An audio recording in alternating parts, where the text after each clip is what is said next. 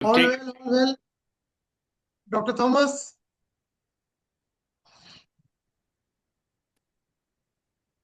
the president of the Okay. president Okay. of the Thanks, when I association, send you a mail. Okay. president of the Association of Healthcare Providers of India. I think you are at 13,000 hospitals now. Bakulu Saab, हाँ जी we have 1 more minute to go and then we start the show. That is the way- okay Arjun Munda ji has confirmed, Forest Tribal Minister, former Tribal Minister, I must say. He has already confirmed. He will be probably joining us now. And this is the month of Birsa Munda ji, Bhagwan Birsa Munda. या The 150th anniversary of the Ulgulan movement. Hmm So, Wakil Yes. sir, how have been things with your telecom industry and all we'll be discussing, and how Yes. sustainability is linked to the issues of telecom, etc. Because there's a wonderful article you've written on all those things. So it's bang on time. We've got the former National Cyber Security Coordinator who has joined us. Rajesh Pant, Lieutenant General Rajesh Pant ji has also joined us. Yeah, Lieutenant- good morning. Good morning, Amit. Yeah, good morning, sir. We've already got with us Waklu Saab, former CMD TCIL, and he is a luminary who can speak on subjects varied. And I've learned a lot over years through him. And Pansab, आपका video शायद off है. Anyways, we've also got Dr. Alexander Thomas with us. He is the president of and the founder chairman of the Association of Healthcare Providers of India. Now that has around 13,000, it's an apex body of the healthcare industry covering around 13,000 hospitals across the country. And they decide, the kind of policy issues with respect to the hospitals and the healthcare industry. Today is 10th of November. 10th of November, we've been joined by the Sangh spokesperson from the RSS. Gopalji Arya ji has joined us. Gopalji Arya is somebody who heads the vertical of Paryavaran. Paryavaran is environment. And Namaskar Gopalji, बहुत बहुत धन्यवाद. नमस्कार नमस्कार नमस्कार ये जो मुद्दा है आज ये है पर्यावरण का, और 10 नवंबर को आज today is 10th of November, and we've also been joined by Rajesh Panji, former National Cyber Security Coordinator. We've been joined by Dr. Alexander Thomas. Dr. Thomas, your fraternity has been, doing great service to the nation. Recently, this girl, Jamima, has made waves by, she's made India win the Women's World Cup for the first time in cricket. Yes. That means you people are very sure that, okay, we've been also joined by Kailash ji. I think it's not Kailash whichever here. It is. Anyways, let us start the show. Rajesh ji, अपना video अगर हो सके तो on कर लीजिएगा. We will start the show. Vision India Forum start this show on climate, environment, forest. This is something which is inextricably linked to a nation's growth story. Professor Gopal Krishnan Iyer. This is the opening session. Gopal Krishnan Iyer is an authority on the subject of climate, electric vehicles, solar energy, renewable energy. He's going to educate us. Gopalji Arya is with us. Gopalji Arya had taught me one day that, the amount of oxygen we breathe, if we translate that into the number of cylinders being sold for oxygen during the corona times, we'll be consuming Gopal ji कितना 2400 करोड़ के हम cylinder use कर लेंगे हर आदमी. 24 crores in a Arjun within Munda 6 years. Arjun Munda जी नमस्कार. नमस्कार. भारत के अनुसूचित जाति के ध्वजधारक, somebody who's held the flag of the tribals of this country, not only as the former chief minister of Jharkhand, but also Arjun Munda ji was leading the tribal ministry for the government of India in the Modi 2.0 ministry. And Arjun Munda ji is somebody is very critically important now because this is Bhagwan Birsa Munda ka mahina, 150वां साल, 150th year of birth, Bhagwan Birsa Munda. आप सबको, मुंडा जी, आपको और आपके सारे सहयोगियों को, आप सबको हमारी तरफ से भगवान बिरसा मुंडा जी के 150वें जन्म शताब्दी पर बहुत बहुत बधाइयां। मैं रांची गया था और वहां पर जाके मैं भगवान बिरसा मुंडा के उस स्थल पे जाके आया जहां पर जिस जेल में उनको रखा गया था, the central jail in Ranchi, just near the Raj Bhavan. Before we start with your opening remarks, let me quickly bring on board Gopal ji Arya. Gopal ji Arya represent Sangh RSS के, वो ध्वजधारक हैं पर्यावरण के। गोपाल जी शायद आप है नहीं अब। Anyways, let Rajesh Pant ji's video is also off. Gopal Krishnan Iyer, AG Iyer, is an authority on the subject of climate and renewable energy. Gopal Krishnan Iyer, India. Namaskar. India is, far behind in terms of meeting its targets for COP 30 in terms of the 2030 guidelines that were set a few years back after the Paris Convention. And now the nationally determined contributions are going to be taking shape in the summit starting today at Belém in Brazil. And Pradhan Mantri Modi ji will be in Bhutan for the next 2-3 days for the purpose of inaugurating a few important hydropower plants along, and also celebrate the 70th birthday of the only negative carbon country in the world, Bhutan. So Gopal Krishnan Iyer, just opening remarks, climate convention, India and the future of the world. Yeah, see, the important issues here are clear. See, for the climate action, you have to expand the portfolio of renewable energy. Whatever said and done, at this juncture when we are sitting here, China has a capacity index of 3.7 terawatt. In comparison, India has just reached 500 gigawatt. That means 7 times more than our installed capacity is what China has. With a similar population, they have 1.45 billion people. We have 1.5 billion people. This part has to be understood in the whole game, that we are not walking the talk. And if you look at that, we started the race of solar with China in the same time, 2013, when we brought at REPA, Renewable Energy Promotion Association, the policy called RASM, Rashtriya Urja Saurya Muhim, and released in Surat at the hand of Dr. DJ Pandian, who was then Principal Secretary to the government of Gujarat for energy. And then also Tarun Kapoor when he was Joint Secretary in Center. After it was released, the race was similar. China and India were at the same status. Today, when we are talking in this time, we have crossed 115 gigawatt in solar, but China has crossed 1.1 terawatt, which is 1100 gigawatt. So 10 times more than us. Every time we keep crying. But in this race, we started together in 2013. Why we are so much behind? And this policy was constructed by my body. Why we failed? See, we are patting our back. But on what we are patting our back? Now, I'll tell you another thing. Now what has happened in the other areas also where we are talking about improving, hydrogen is coming, so many things are coming. But hydropower stands neglected. Hydropower has been a pathetic growth rate of less than 2 gigawatt per annum. I will tell you the capacity. India has now reached 50 gigawatt hydropower. And then you see our neighbors. Our neighbors, China, have 480 gigawatt of hydropower. Again, 10 times more. So what type of race we are running? When will our people wake up that green energy needs bulk, it needs capacity. And now what we have brought is we have brought an electric vehicle. Electric vehicle is a blunder. Electric vehicle will draw power at night from the grid because there is no solar. And daytime also you see is all diesel backed up. So this electric vehicle business is a disaster for India. It is going to expand our need for lithium. And on the other side, it will draw thermal power from the grid. What happens is you will add more thermal power, and that is what CA is informing me, Central Electricity Authority.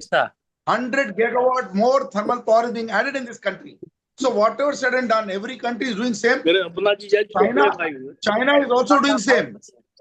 But China's advantage is they have mega grid, 3.7 terawatt, more than 60% renewable energy. Sir, just the opening remarks I wanted, because these are, you know, These are the opening remarks. We have to wake up our people. We are all talking a lot of things, but we are not achieving what we should do. And we must question, because if that is not there, there is no question of coming every time to such COP meetings and then talking the same thing over and over again. The world leaders are making a drama. All of them at COP30 are only making a drama. 10 days, they will waste the time of the world. They have brought down the business to just 300 billion for investment in other economies. They have reduced the budget to 300 billion when we need $10 trillion of the $110 trillion to be invested in renewable energy and climate action. I have not come here to please anybody. I'm very clear that we are not performing walking. Enough is done. We are not walking the talk. We are only talking. And world leaders also talk. Mundaji, In Bhutan, one more sentence, sir. In Bhutan, whatever is happening is this Puna Sanchu project is being inaugurated. It was actually 10 gigawatt business that was started in 2008. I was present during Manmohan Singh era. It's not completed. So it's now complete of so many years. 2008 and 2025.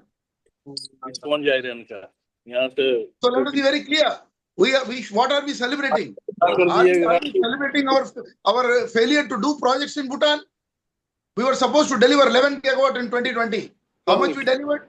Only one project, Mangdechu. My friend A.K. Mishra, he inaugurated a project. Before that, Tala was Khajanchi. Both of them are going to Bhutan. Mr. Mishra and Mr. Khajanchi are both in Bhutan. They are the Duktukse, highest civilian honor they have received. They are my friends. How much frustration they will have that in front of them, all those 10 gigawatt is not achieved. Puna Sanchu 1 is hanging fire. No solution to it. The upper river, Puna Sanchu, that I was there when the earth moved there. And that project is still hanging fire. So let us be very clear. My opening remarks are, let's not keep talking. Let some performance be shown. Forget about what happened before. What you are doing now, that is important to us. Munda ji, ये पर्यावरण का विषय है और जो हमारे जंगल है, forests, हाँ पानी 2-3 बोतल है ये फॉरेस्ट्स का जो डिफॉरेस्टेशन हो रहा है, और खास करके जो अब ब्राजील में समिट होगा उसके अंदर एक फॉरेस्ट फंड की भी बातें हो रही हैं। आपके कार्यकाल में जब आप 5 साल ट्रैवल मिनिस्टर रहे, क्या इनिशिएटिव्स ऐसे लिए गए जिससे कि ये फॉरेस्ट वर्सेस क्लाइमेट का जो बैलेंस है, वाइल्ड लाइफ, फॉरेस्ट, क्लाइमेट, इनके जो बैलेंसेस हैं, इनको मेंटेन किया जा सके?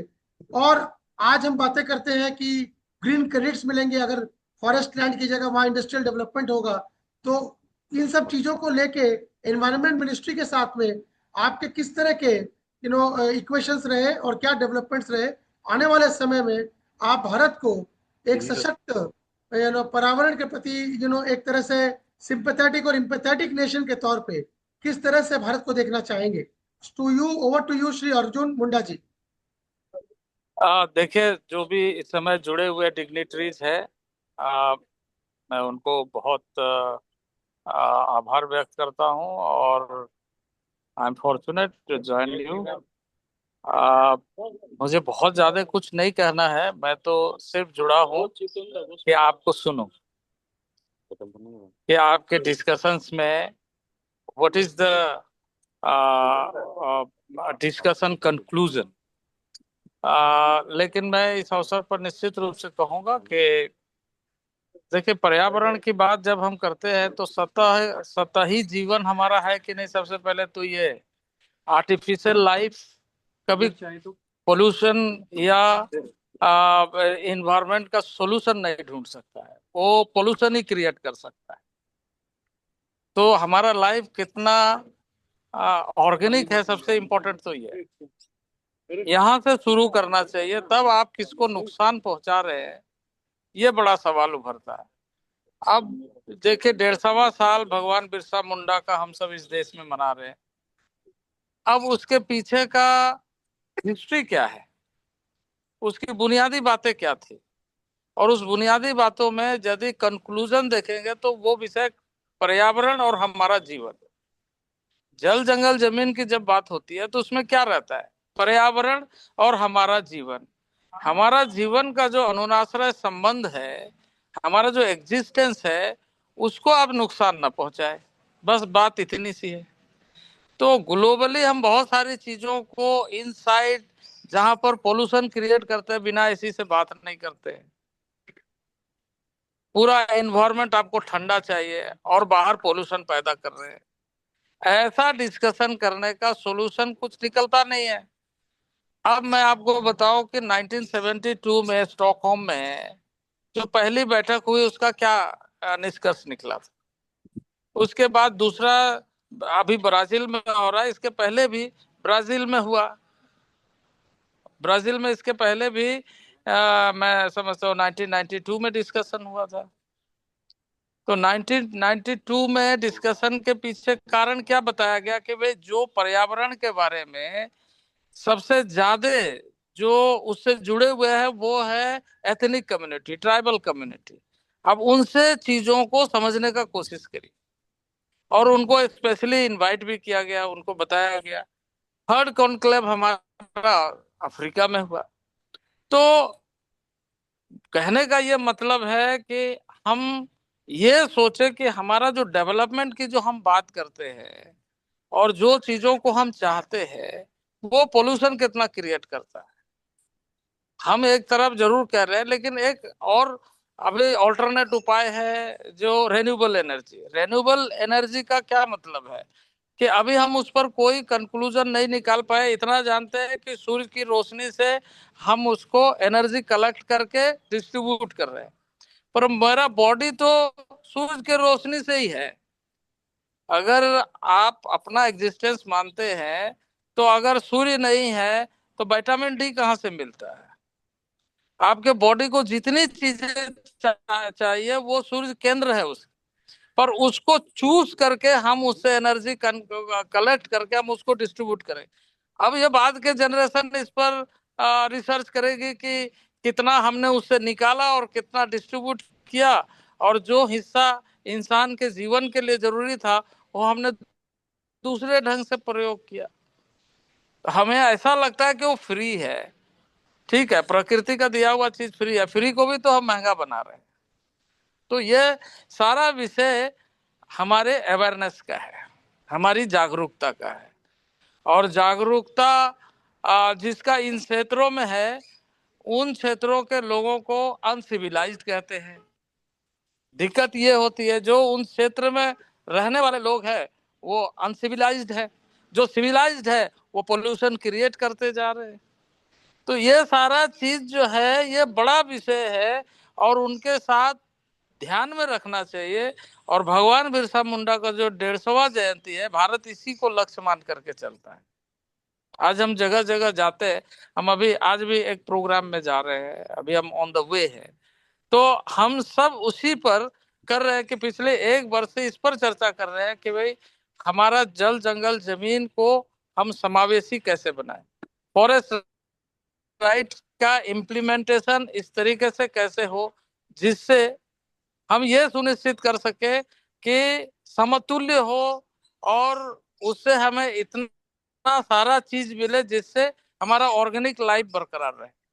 हम डेवलपमेंट की, प्रोजेक्ट्स की, बहुत सारे इंडस्ट्री की बात करते हैं, वो अपने जगह चले गए, लेकिन उसके अनुपात में हम क्या कर रहे हैं? ना पौधा लगा रहे हैं, ना पेड़ पौधे पर उतना ध्यान दे रहे हैं, ना उस तरीके से चीजों को हम ले करके चलने में समर्थ हो रहे हैं। तो ये सारा बड़ा सवाल है।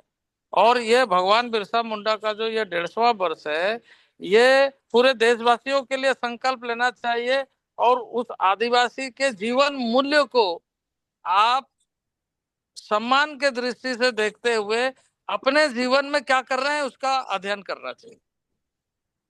ये अवेयरनेस कार्यक्रम अगर चलेगा तो हम समझते हैं कि न केवल हमारे देश में ही पर्यावरण का विषय ऐसा नहीं है, पूरे दुनिया में ग्लोबल वार्मिंग का विषय चर्चा में चल रहा है और उसका दुनिया को ही, तो ये जो पृथ्वी है, पृथ्वी नष्ट होगी। पर्यावरण नष्ट होना मतलब पृथ्वी को नष्ट करना। तो जो 1000 साल, लाख साल रहता हुआ और जल्दी खिसक के चले जाएगा, इरोजन जल्दी जल्दी होगी। जितना जमीन खिसकेगा उतना पृथ्वी खत्म होगा। तो इस तरह की स्थिति आज हमारे देश में नहीं दुनिया में है। ऐसे समय में हमें बहुत गंभीरता से इन सारे चीजों पर विचार करना चाहिए। ऑल्टरनेट अगर कोई चीज देख रहे हैं, ऑल्टरनेट के भी साइड इफेक्ट पर स्टडी हमारा होना चाहिए। क्योंकि देखिए, साधारण चीज में हम देहात में कैसे सोचते हैं, साधारण चीज में ऐसा सोचते हैं कि हम जन्म लिए माँ के कोख से, पृथ्वी भी एक कोख है, यह भी एक ब्रह्मांड का एक अपना संतुलन बनाया हुआ, यह भी एक जिसको ऑर्बिट के अंदर है, और ये सारी चीजें वहीं निर्माण हो रही है, वहीं प्रदूषित हो रही है, वहीं ठीक हो रही है, लेकिन उसका दबाव अगर अधिक होगा तो नष्ट होगा। ये बाहर तो कहीं जा नहीं रहा है, ये अंदर ही में है। तो ऐसे समय में मुझे लगता है कि हमें कुछ चीजें साइंटिफिकली जरूर इलोबरेट करके, जितने भी चीजें मापदंड है, नापने वाले मापदंड है, अब जैसे मान लीजिए हम गांव में रह रहे हैं, हम तो पोल्यूशन की बात नहीं कर रहे हैं। दिल्ली में हर दिन नाप रहे हैं पोल्यूशन का कि आज इतना हो गया, आज इतना हो गया। बॉम्बे में नाप रहे हैं, कलकत्ता में नाप रहे हैं। तो पैदा कहाँ से हो रहा है? ये हमारी जीवन पद्धति पैदा कर रहा है। उसमें संतुलन बनाने के लिए हम सेल्फ डिसिप्लिन में कहाँ कर रहे हैं, कानून बनाने की बात करते हैं। सेल्फ डिसिप्लिन के साथ ये सारी चीजें होनी चाहिए, मैं ऐसा मानता हूँ। फिर अभी आपके साथ जुड़ा हो, मैं सुनूंगा बाकी लोगों का। मैं इस समय इतनी ही बातें कह करके अपने वाणी को विराम देता हूँ। बहुत बहुत धन्यवाद। ऐसे और बहुत से विषय हैं जिसमें हम थोड़ा थोड़ा करके चर्चा करने का प्रयास करेंगे, क्योंकि एक लिमिटेड समय है। अब let me quickly bring in mister Vimal Waklu. Waklu साहब was the chairman, managing director of TCIL. Waklu sir, what is your take on sustainability vis-a-vis development from, especially from your industry perspective? Because you people use the waves, radio waves. You people use the environment to generate development or to create development. What are your views, sir? Good morning to everyone. And of course, before I talk about specific telecom industry, I mean, based on what Sri Munda has mentioned, I agree with him fully that we need to go back to our roots. And the roots were the tribal people. Because there is a concept in India called Vasudev Kutumbakam. Now, unfortunately, our idea of Vasudev Kutumbakam is that it's only the human beings who are important here, and the rest are all their slaves or servants or whatever it is, and meant for their consumption. This is a mistaken concept. Every jiva, every element, every living being on this planet has a role to play. And if we go against that, we are going against nature, and whatever COP 30, 40, 50 we have, we'll not be able to save the environment at all. We may spend so many trillions, we are not going to reach anywhere. I mean, this also needs elaboration. Maybe we'll talk about it later. But coming to the second point, which Professor Gopal Krishnan mentioned, that we need to increase our capacity of alternative source of energy. And he himself mentioned that if we spend that on things like electrical vehicles, we are making a fool of ourselves. There is no doubt about it. We are just trying to kid ourselves. So, but at the same time, generating energy through alternative means is not going to solve this problem. We need to go back to the roots. I live in Delhi, NCR. And today also, last night it was severe, the environment condition. And what's the reason for that? It's not vehicular pollution. It's not only that. There are other factors. And I'll, blame our politicians for this also, because they find convenient means of, for their vote bank politics, they do that. You see, let's take the case of the crop burning. I mean, it's a serious issue. Stubble burning is a serious issue. We cannot undermine it, and that's a major source. And why has it happened now in the past few, maybe a decade or so? The reason for that is because we tried to placate a particular section of the society. We felt that we have to keep farmers of Punjab and Haryana happy. So they keep on producing rice and wheat and consume a lot of water. So we asked them to shift it a bit towards monsoon. And because of that, there's a change in cycle, and that's resulting in a disaster. So many people die because of pollution. So no amount of vehicle or generating new sources of energy is going to solve these problems unless we go to the fundamentals. Like the farm laws, they were supposed to solve a lot of these issues also, and we have simply scrapped them just because a few lobby people stood there and blackmailed the government. It's a disgrace that our politicians are not honest. This is a big problem. And coming to the telecom side, the problem is that, we every day receive a lot of messages and, mercilessly forward them en bloc. And there are videos and other things. We feel it's free because we are charged one time by the service provider, not realizing that there is a big challenge to the environment. Even if we have any source of energy, this, heat which is generated due to all these data centers, which have to be expanded in an exponential manner to accommodate all this, is tremendous. We don't realize that till it's going to become a big disaster. There's no solution to this except that we be a bit sensitive to these issues. We need not mercilessly forward all these videos and other things, which are being encouraged by the service providers because they get money. And that's the problem. And similarly, yes, we go on expanding the network. And now we are going to have this satellite-based network through Starlink and other ones. But our service conditions for them should be very strict. There are a lot of space debris created by these satellites because they have a limited life. It's not like the earlier satellites, which had a life of 10 years. These satellites have a life of 1.5 to 2 years.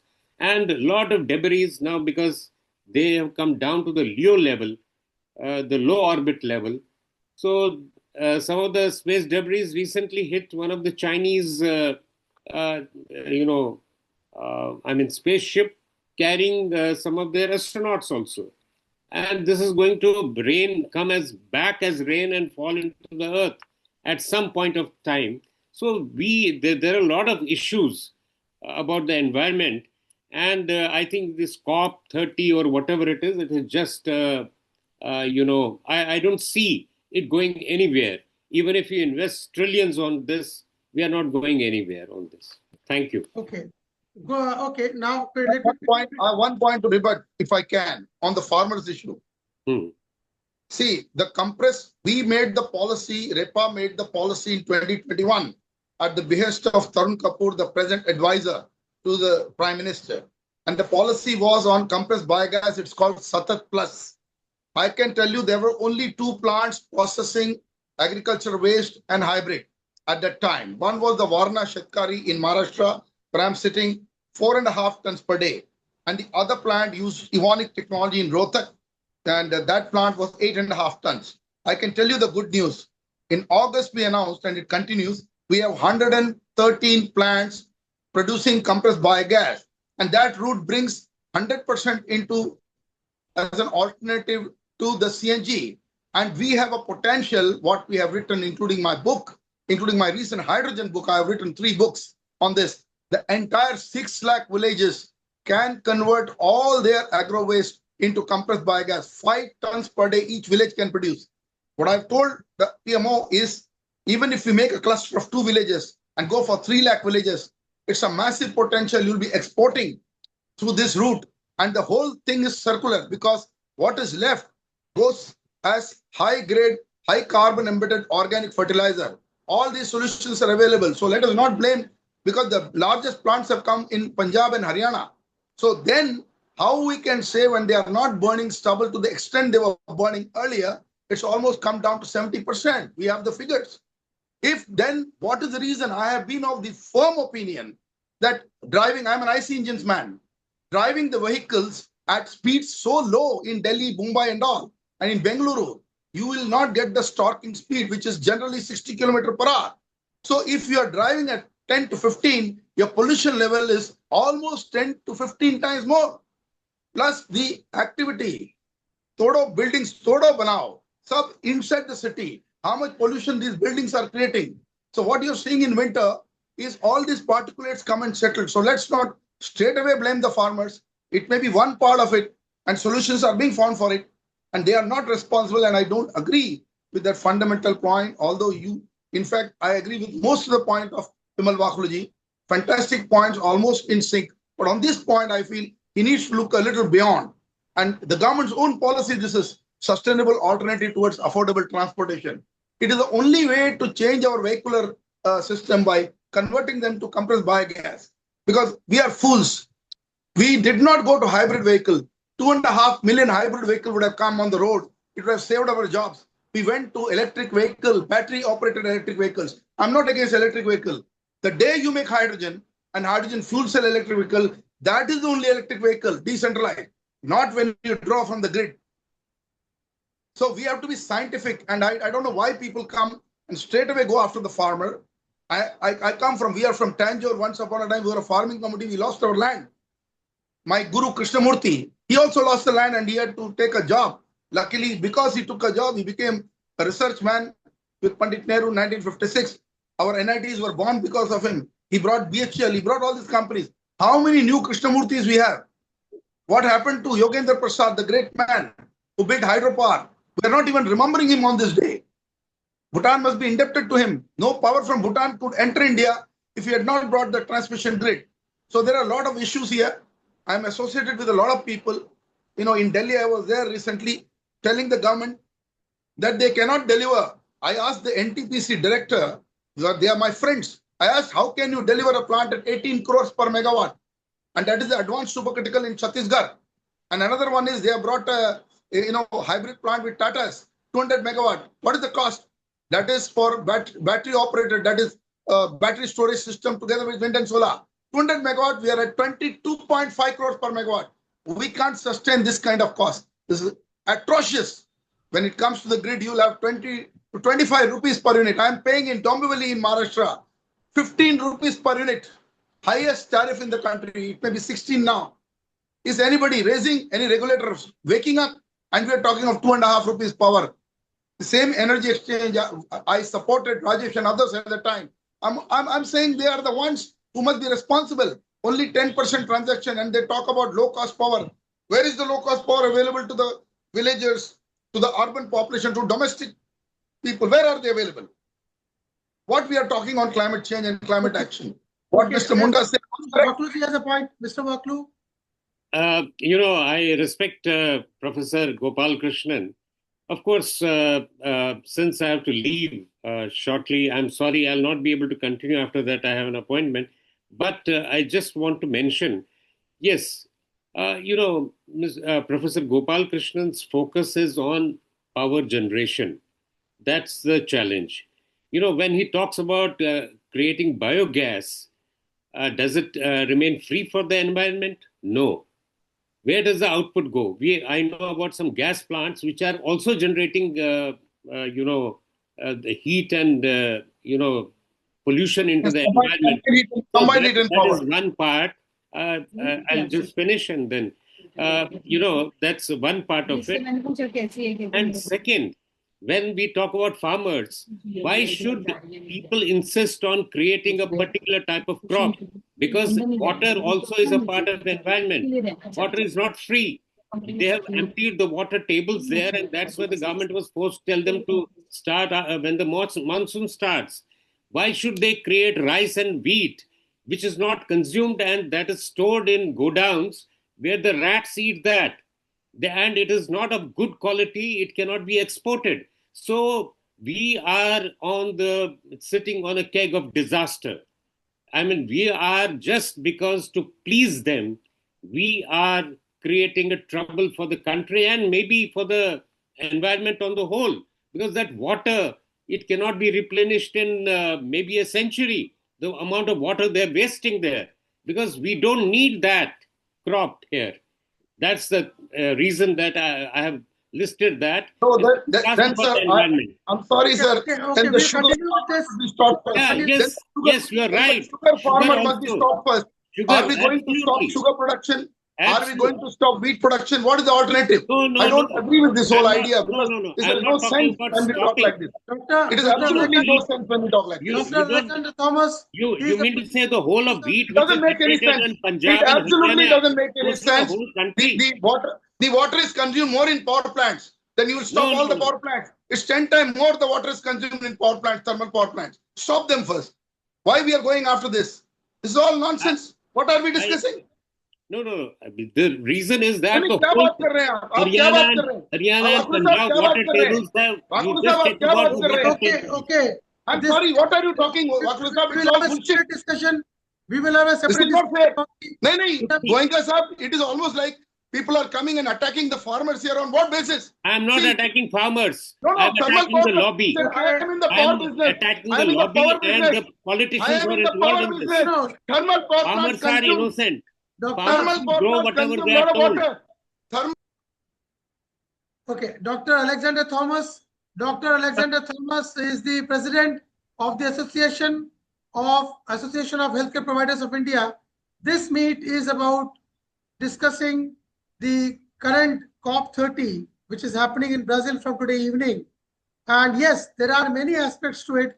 Ayar Saab, just give us 5 minutes. Ayar Saab, 5-10 minutes. Then we'll again bring you in because we will be discussing. We'll be discussing. एक second, Ayar Saab, just a moment. We will be discussing about, the various, trade-offs between the sources of energy and development, in a separate show, not today. Henceforth, CBG, ethanol, EVs, critical minerals, rare minerals, nuclear energy. We've got so many aspects. And then we've got, renewable energy into water, hydro, solar, wind. India is doing everything. And despite all of that, I cannot breathe at night because people burn leaves. I cannot breathe in the morning because people burn charcoals. Because the poor have to start their laundry at 4:30 in the morning, even in the winters in India. And then they pay the proper commissions to the current proper authorities. So let's not talk about all those detailed things. India is India. We have different problems. Probably we'll have no solutions in the COP30. But yes, the objective here is funding, for which the COP30 participation is happening from India's perspective, not about contributions, because contributions need a collective, de-individuated mindset, which unfortunately as human beings, with the Navaratnas and the Navarasas, encircling our minds, we will never be able to achieve. With a population of 150 crores and a democracy wherein the Chief Justices of India are also busy, doing a lot of things which the chair should not be allowing to do. Anyways, let me quickly bring in on Murugesan. He's the mangrove man of India. He knows Malayalam only. He's somebody who's planted mangroves across the state of Kerala. And since we are talking about a new thing, which has really gained a lot of, vigor over the last 1 year, the language war. He is somebody who knows only Malayalam. And let him speak in Malayalam about what are the things. Murugesan, can you hear us? And can you tell us what all have you done? And please switch on your video if you can. Otherwise, no problem. Thanks for participating. We're also joined by, Dr. Alexander Thomas. health industry, the healthcare industry is responsible for a huge amount of carbon footprint. The number of hospitals that the association commands under its banner or under its patronage is around 13,000. So, Dr. Thomas, could you talk a little about this climate vis-a-vis the health sector? Because, health, education, they're all inextricably linked. Yeah, thank you, Amit. I hope you can hear me.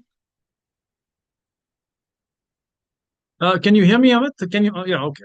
Right. So thank you for inviting me. I think a lot of interesting talks before me, and we are trying to actually walk the talk, as Professor said. We need to walk the talk. So my work is mainly confined to the health sector because I'm a orthopedic surgeon and working in the health sector. And many people do not realize that globally the health sector contributes nearly 5% of the total carbon emissions in the country. And in India, hospitals are often resource intensive with high energy use, electricity, a lot of medical waste, and reliance on single use plastics. And currently, unfortunately, sustainability has been an afterthought in our health planning, even in hospital design, and certainly even in insurance frameworks, it is not a common concept. Even simple changes like switching to LED lighting, solar power, reusable operation theater kits, or better HVAC for air conditioning are yet to be mainstreamed. And this brings us to a paradox. A sector we actually exist to save lives, but Dr. unfortunately, Thomas, through all these, just yes, a second, sir. Murugesan, this is Mr. Murugesan. He is known as the mangrove man of India. You know, Bengal definitely needs your service with Sundarbans, the world's largest mangrove in the state of West Bengal. Murugesan will bring you in, but Dr. Thomas, sorry for interrupting, sir. Please carry on. no problem. Yeah, thanks. Welcome to he's from my home state, and I'll understand his language. So thank you. Yeah, so basically, what I'm saying is that a sector like ours, which exists to save lives, is unfortunately harming planetary health. And as our Mundaji said, our responsibility is to ensure that we keep the planet in good shape for future generation. So if you look at the health risks per se, you're reading every day about heat waves, and these increase cardiovascular and renal complications. Air pollution, which is very common, we're talking about it, especially in Delhi, is causing a surge in asthma and even stroke. And other diseases like malaria and dengue are expanding into new geographics. In fact, I was told in a meeting the other day that smallpox is the possibility of coming back because all the ice, glaciers are melting, and we have some hidden viruses, which there's a possibility of it reviewing. And then, of course, we know that disasters are disrupting healthcare delivery and exposing gaps in infrastructure resilience. But our health policies and insurance systems do not adequately cover. How do you conduct marathons in a 400 AQI? Yes, exactly. Yes. So I think we need to work at the grassroots. And the first thing is that health policies and also insurance systems. India is now, the insurance is increasing. These should cover climate sensitive conditions, or they should fund infrastructure adaptation. So actually, we have actually formed something under the Public Health Foundation of India and Healthcare Without Harm. This is called a Health Environment Leadership Platform. We have a all India presence now, and what we are trying to do is we are greening the operating theatre. Many of you may not know that much of the gases in anesthesia contaminate the environment. A lot of reusables are being used, so we're trying to help out there. This hospital network that we're trying to create, a climate resilient hospital network, this focuses on off-grid solar, which we spoke about, also on disaster preparedness and also biomedical waste minimization. I think disaster preparedness is very important because in a disaster, if the hospital is damaged or non-operational, we cannot provide healthcare to the surroundings. We are also trying to showcase real world cases of hospitals running on solar energy, rainwater harvesting, and green procurement, and proving that all these things, especially in the smaller hospitals, that it's possible, it's scalable, and most importantly, that it's affordable. So I think as a member of IRDA, we have tried to push for reforms to align health insurance with quality and sustainability. We have introduced something called grading of hospitals, where we have given a significant percentage of credits to sustainability. and NABH, the National Accreditation Board of Hospital. The new standards include green hospital protocols, which is a vital step towards linking insurance reimbursements with sustainability performance. And now we are now lobbying with the insurance to recognize climate resilience and eco certification as a key criteria for empowerment and also for incenting. So, just what should we start doing? I think we should move from sick care to well care and from carbon intensive healthcare to climate smart Dr. systems. Thomas, we've had a lot of discussions with you and the insurance sector representative represented through the Secretariat of the GIC and the Life Insurance Council. I think we'll discuss some other day about how the insurance sector can step in to collaborate with the healthcare sector so as to ensure that the sustainable healthcare is provided, because they've got so many other things to look into, especially the fake bills. They have to recycle those fake bills. So recycling of the waste is something which we should focus upon, because they are busy recycling the fake bills.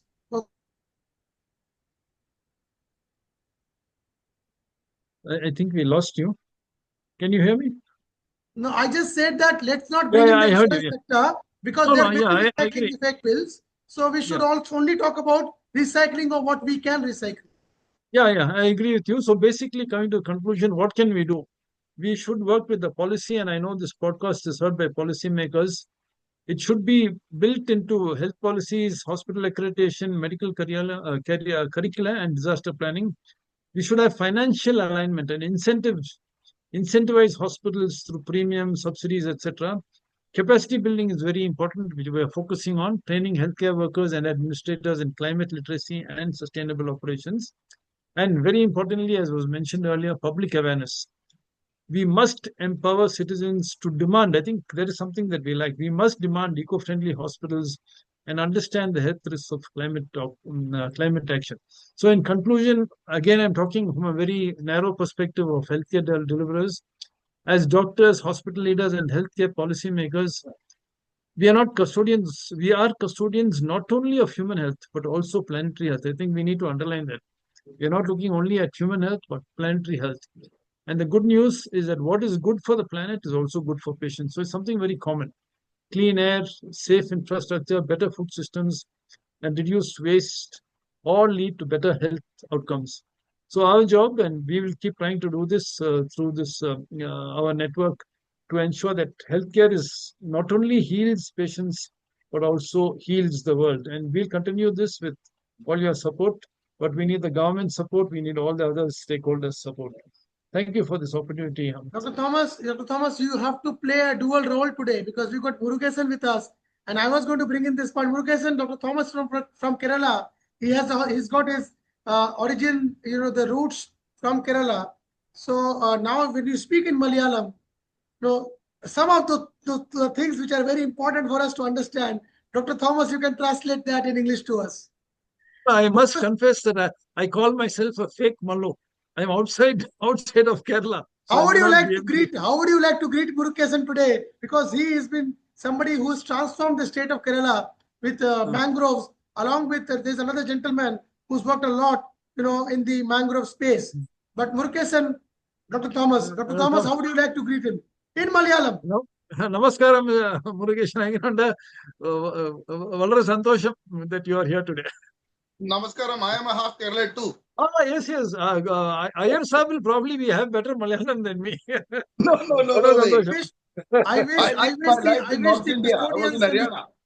I wish the custodians of the language, imbroglio going on in the country were there today, especially from the official languages ministry. We've also got, okay, Murugesan, what are the important English? Dr. Thomas, please translate that into Malayalam to him. How did you start your journey, and what are the things that you did to be called the Mangrove Man of India? Murugesan sir, engana idu thodangiyada nammada journey pinna ningala interest ee subject la pinna endha nammada Iyer sir, correct me if I am wrong. No, I think it's fine. Yeah, go ahead. Okay. So, Amit, I'm going in for another meeting, so you have to excuse me. I'll stay for a few minutes to listen to Murugesan sir. Online program, we can't pull you back. Yeah, Murugesan. Unmute ചെയ്യാമോ mister Murukesan? Unmute ചെയ്യണം ഇവിടെ video. Unmute, he doesn't understand. Audio.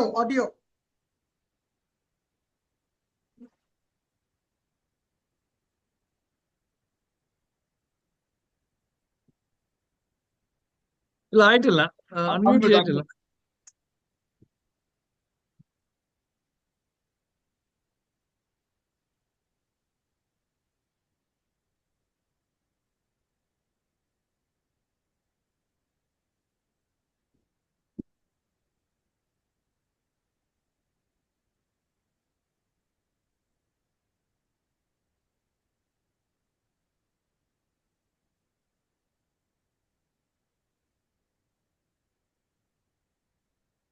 What are you doing this on?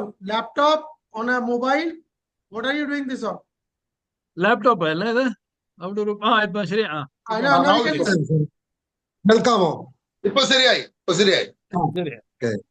Sir ഞാൻ ഇതിലേക്ക് വരാനുള്ള കാരണം എന്ന് പറഞ്ഞാൽ നമ്മുടെ വൈപ്പിൻ പോലുള്ള കേരളാവില് വൈപ്പിൻ പോലുള്ള ഒരു തീരത്ത് ഒരു ചെറിയ ദ്വീപിലാണ് ഞാൻ താമസിക്കുന്നത്. അപ്പൊ ഇവിടെ വേലിയേറ്റ വെള്ളപ്പൊക്കവും അതുപോലെ തന്നെ കടലിനോട് അടുത്തുള്ള പ്രദേശമായതുകൊണ്ട് മിക്കവാറും എല്ലാ മാസങ്ങളിലും കടലാക്രമണവും വേലിയേറ്റ വെള്ളപ്പൊക്കവും ഒക്കെ അനുഭവിച്ചതുകൊണ്ട് വളരെ ചെറുപ്പത്തിലെ തന്നെ നമ്മുടെ ജീവിതം നിലനിർത്തി കൊണ്ടുപോകാൻ വേണ്ടിയിട്ട് ഉള്ള പോരാട്ടത്തിന്റെ ഭാഗമായിട്ടാണ് ചെയ്തു തുടങ്ങിയത്. 2013 തുടങ്ങി നമ്മള് ഇത് സോഷ്യൽ ഫോറസ്ട്രി ആയിട്ട് ബന്ധപ്പെട്ടിട്ട് ഒരു നഴ്സറി എന്നുള്ള ഒരു ഇതിലേക്ക് വന്നു. അപ്പൊ നഴ്സറി 2013 തുടങ്ങി. ആ സമയം പോലെ ഇന്ന് വരെ നമ്മൾ എല്ലാ വർഷവും ഒരു 10,000-ൽ മേലെ ചെടികൾ എൻ്റെ വീട്ടിൽ തന്നെ സ്വന്തം നിലക്ക് ചെയ്യുന്നുണ്ട്. ആദ്യത്തെ 2-3 വർഷം സോഷ്യൽ ഫോറസ്ട്രി നമ്മളോട്ട് കണക്ട് ചെയ്ത് ചെറിയ പൈസ തരുമായിരുന്നു ചെയ്യാൻ വേണ്ടിയിട്ട്. പിന്നീട് ഞാനത് എൻ്റെ സ്വന്തം നിലക്ക് ഇപ്പൊ നിലനിർത്തി പോകുന്നുണ്ട്. അത് ഇപ്പൊ നമ്മുടെ വൈപ്പിൻ പോലുള്ള പ്രദേശങ്ങളിലും എറണാകുളം ജില്ലയുടെ വിവിധ ഭാഗങ്ങളിലും അതോടൊപ്പം തന്നെ ജാർഖണ്ഡ് വരെയുള്ള സ്ഥലങ്ങളിലേക്ക് നമുക്ക് വിത്തും അതുപോലുള്ള സാധനങ്ങൾ ഇപ്പൊ ലക്ഷദ്വീപിലാണെങ്കിലും ചെന്നൈയിലാണെങ്കിലും ഒക്കെ പല നമ്മുടെ സംസ്ഥാനങ്ങളിലേക്ക് നമുക്ക് വിത്തുകൾ ആവശ്യപ്പെടുന്ന ആളുകൾക്ക് കൊടുക്കുന്നുണ്ട്. വളരെ സന്തോഷവാനാണ്. പക്ഷേ ഇതില് കൃത്യമായിട്ടുള്ളൊരു ഇടപെടൽ എന്ന് വെച്ചാൽ നമുക്കിതിനെ നിലനിർത്തി ഓരോ വർഷം ചെല്ലുന്നോറും പ്രൈവറ്റ് ലാൻഡുകളിലുള്ള കണ്ടൽക്കാടുകളൊക്കെ വെട്ടി നശിപ്പിക്കുന്നുണ്ട്. ഒരു കൃത്യമായിട്ടുള്ള ഒരു നിയമം നമുക്ക് ഇതിൽ കൊണ്ടുവരാൻ ഇതുവരെ ഇല്ല എന്നുള്ളതാണ് എൻ്റെ ഒരു ഇതുവരെയുള്ള ഒരു അറിവിൽ മനസ്സിലാക്കാൻ കഴിഞ്ഞുള്ളൂ. അപ്പൊ നമ്മുടെ സർക്കാരാണെങ്കിൽ പ്രൈവറ്റ് ആണെങ്കിലും ഇത് വെട്ടി നശിപ്പിക്കുമ്പോൾ പകരം വെച്ച് പിടിപ്പിക്കാനുള്ളൊരു അല്ലെങ്കിൽ അതിനെതിരെ ഒരു കേസ് എടുക്കാനോ അത് നിയന്ത്രിക്കാനോ ഒക്കെ ഉള്ളൊരു ശ്രമം സർക്കാരിന്റെ ഭാഗത്തു നിന്നുണ്ടാകണം. 2, ഇത് നമ്മൾ കൃത്യമായിട്ടുള്ള മാപ്പ് ചെയ്തിട്ട് ഓരോ പ്രദേശത്തും അതിനനുസരിച്ചുള്ള ചെടികൾ വെച്ച് ആ പുഴയുടെ തീരങ്ങളിലൊക്കെ വെച്ച് പിടിപ്പിക്കുക എന്നുള്ളതാണ്. ഇപ്പോ ഓരോ കാലഘട്ടം ഓരോ വർഷം ചെല്ലുന്നതോറും പുതിയ നമ്മുടെ പ്രകൃതി ദുരന്തങ്ങൾ ഉണ്ടായിക്കൊണ്ടിരിക്കുകയാണ്. അപ്പൊ അതിനെയൊക്കെ പ്രതിരോധിക്കണമെങ്കിൽ ഇപ്പൊ നേരത്തെ പറയുമ്പോൾ എനിക്ക് മനസ്സിലാകുന്നുണ്ട് അത് ഒരുപാട് പൊല്യൂഷൻ വരുന്നുണ്ട്. അപ്പൊ ഇതൊരു ആഗോള പ്രശ്നമാണത്. അപ്പൊ അതിനെ നേരിടണമെങ്കിൽ നമ്മൾ 2070 നമ്മൾ പറഞ്ഞു വെക്കുന്നുണ്ടെങ്കിലും നമുക്ക് 2070 എത്തുമ്പോൾ ഇതിനെ നിയന്ത്രിക്കണമെന്നുണ്ടെങ്കിൽ നമ്മൾ ഇപ്പോഴേ നമ്മുടെ തീരപ്രദേശങ്ങളിലുള്ള എല്ലാ അധികാര പഞ്ചായത്ത് പോലുള്ള സ്ഥാനങ്ങളും സർക്കാരുകളും ഇത് ഏറ്റെടുക്കുക. അത് നമ്മുടെ സ്കൂൾ കുട്ടികളുടെ ഓരോ സ്കൂളുകളിൽ നഴ്സറി ഇട്ടിട്ട് ആ കുട്ടികളെ വെച്ചിട്ട് നമുക്കിത് ചെയ്യാൻ പറ്റും. അതുപോലെ തന്നെ നമ്മുടെ തൊഴിലുറപ്പ് പദ്ധതിയിലേക്ക് കൊണ്ടുവരാനാണെങ്കിൽ അവരെ വെച്ചിട്ട് കുറെ കാര്യങ്ങൾ ചെയ്യാൻ പറ്റും. എല്ലാവരും സഹകരിച്ച് പോയി ഇങ്ങനത്തെ ഒരു കൃത്യമായിട്ടുള്ളൊരു നിയമവും ഇതിനെ വെച്ച് പിടിപ്പിക്കാനുള്ള ഒരു സാധ്യതയും നമ്മൾ കൂടുതൽ ആളുകളിലേക്ക് ഇത് എത്തിക്കണമെന്നുള്ള എനിക്ക് പറയാനുള്ളത്. കൂടുതൽ നമുക്ക് സയന്റിഫിക് ആയിട്ടൊന്നും അറിയില്ല. എന്നാലും വലിയ അപകടങ്ങൾ ഒഴിവാകണമെന്നുണ്ടെങ്കിൽ നമ്മൾ ഇപ്പോഴേ ഇതിനെ പരിശ്രമിക്കുക. എല്ലാ പഞ്ചായത്തുകളിലും നമുക്ക് ഇതിനെ കൊണ്ടുവരാൻ സാധിച്ചാൽ, തീരദേശത്തുള്ള പഞ്ചായത്തുകളെ കൊണ്ടുവരാൻ സാധിച്ചു കഴിഞ്ഞാൽ നമുക്കൊരു 10 വർഷം കൊണ്ട് നമുക്ക് ഒരു 2050 ആകുമ്പോൾ നമ്മളുടെ ഈ പറയുന്ന 2070 ഒരു ഈ പറയുന്ന പൊല്യൂഷന്റെ ഒരു പകുതി നമുക്ക് ഇതിനെ തടയാൻ പറ്റും. ഈ അപകടങ്ങളെ നമുക്ക് കുറക്കാൻ പറ്റും എന്നാണ് ഞാൻ കരുതുന്നത്. Thank you sir. Ayar Saab, you don so many hats. Do you want to ask Mr. Murugesan something in Malayalam? See, So I maybe can't just in brief. See, I lived in Haryana, you know it very well. So I can't So speak, I can understand the language very well.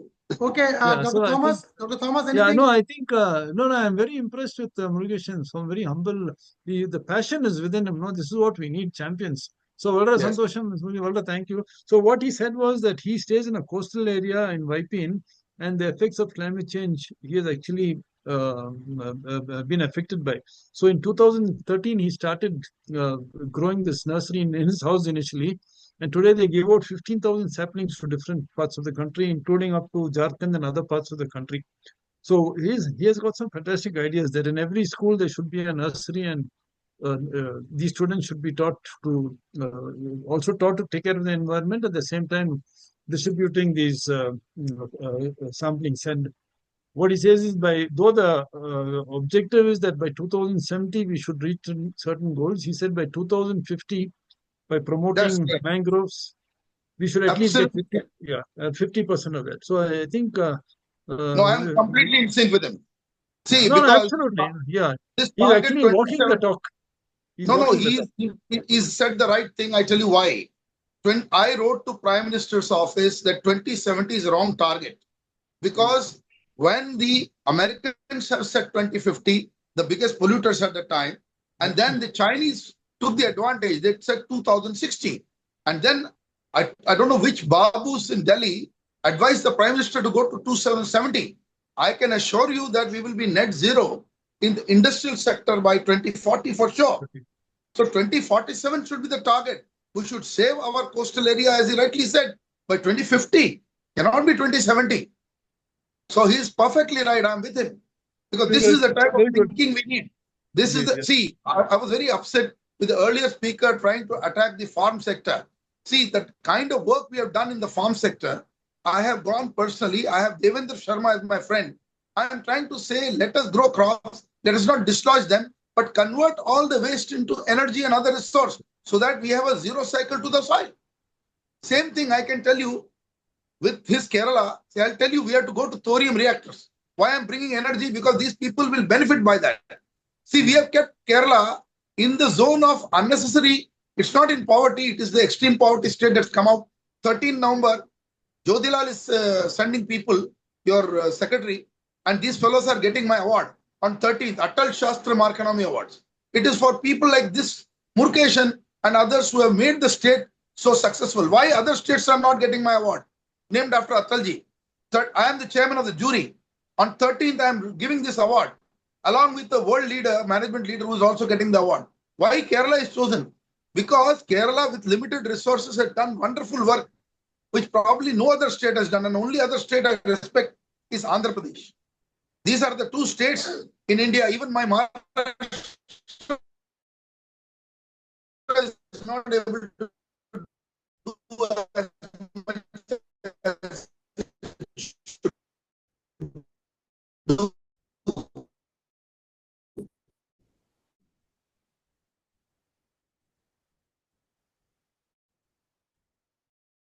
in the backward. So you put the electric vehicle where it is necessary.